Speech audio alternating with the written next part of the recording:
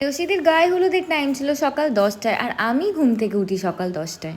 15 মিনিটে সব কিছু রেডি হয়ে, এর থেকে ভালো মতন না আমি রেডি হয়ে যেতে পারতাম না।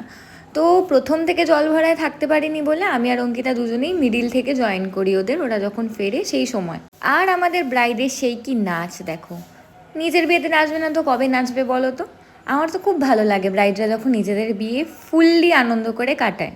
আসলে এখন সবারই মেকআপ আর্টিস্টের টাইম অনেক আগে আগে থাকে, তো ওই জন্য সবাইকে সব নিয়ম কাজ আগে থেকেই সেরে ফেলতে হয়।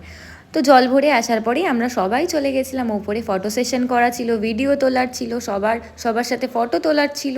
সবাই মিলে অনেক হই হুল্লোড় করে আমরা তো সকালবেলাটা কাটিয়েই ফেলি। আজ শ্রেয়সীদের বিয়ের প্রত্যেকটা লোকেই ওকে খুবই মিষ্টি লাগছিল।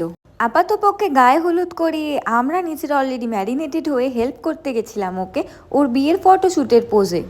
তারপর ওর সব কাজ কমপ্লিট হওয়ার পর আমি দাঁড়িয়ে পড়ি আমার ফটো তোলার জন্য। আমারও অনেক সুন্দর সুন্দর ফটো এসেছিল সকালবেলায়। আর দেখো, ওখানে দুটো পুচকে ছিল আর ওরা আমার গায়ে ক্রমশ পরিমাণে ফুল ছুঁড়ে যাচ্ছিল।